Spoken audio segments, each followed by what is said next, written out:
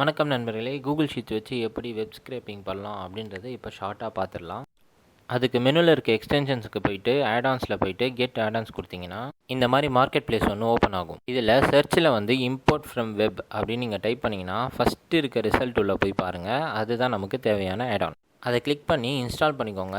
இது இன்ஸ்டால் பண்ண பிறகு இது ஒர்க் ஆகிறதுக்கு கொஞ்சம் டைம் ஆகும். ஸோ கொஞ்சம் நேரம் கேப் விடுங்க. கொஞ்சம் அது ஒர்க் ஆன பிறகு இப்போ நம்ம அமேசான் வச்சு ட்ரை பண்ண போகிறோம். நீங்கள் ஏதாவது ஒரு ப்ராடக்ட்டோட லிங்க்கை காப்பி பண்ணிக்கோங்க. அந்த லிங்க் எடுத்துகிட்டு வந்து ஒரு செல்லில் பேஸ்ட் பண்ணிக்கோங்க. அதுக்கப்புறம் இதில் காட்டியிருக்க மாதிரி டைட்டில்ஸ் கொடுத்துக்கோங்க. என்னென்னா ASIN, title, sale price, rating, featured image source அப்படின்னு நான் கொடுத்துருக்கேன்.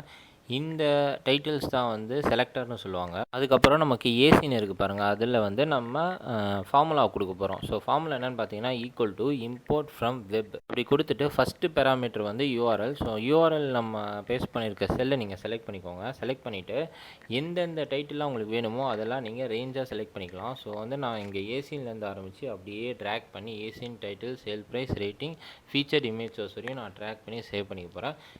முக்கியமான விஷயம் யூஆர்எல்க்கும் இந்த ரேஞ்சுக்கும் நல்ல கம்மா இருக்கணும். அதை மறக்காமல் மிஸ் பண்ணாமல் போட்டுருங்க.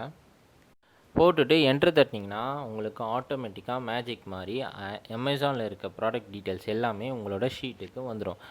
இப்போது இந்த ப்ராடக்டோட இமேஜ் எப்படி கொண்டு வருதுன்னு பார்க்கலாம். அந்த இமேஜ்ன்ற ஒரு செல் வச்சுருக்கேன் டைட்டில் போட்டு.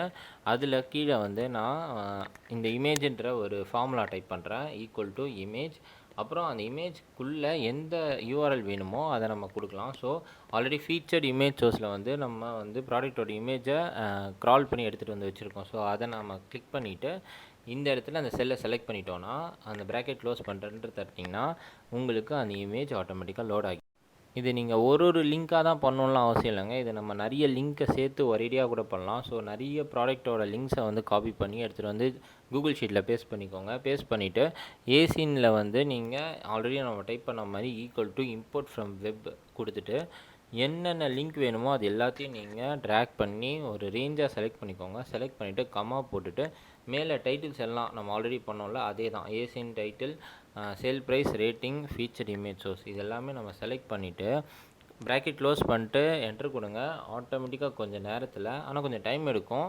அந்த டைம் முடிஞ்ச உடனே லோட் ஆகிட்டு எல்லாமே லோட் ஆகி கரெக்டாக உங்களுக்கு அட் அ டைமில் ரிசல்ட் வந்து உங்கள் கூகுள் ஷீட்டில் வந்துடும்.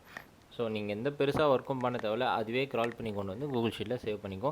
இந்த ட்ரிக்கை நீங்கள் பண்ணி பாருங்கள். உங்களுக்கு ரொம்ப பிடிச்சிருக்கும்னு நினைக்கிறேன். பிடிச்சிருந்தால் மறக்காமல் சப்போர்ட் பண்ணுங்கள். அடுத்த வீடியோவில் சந்திப்போம். பாய்.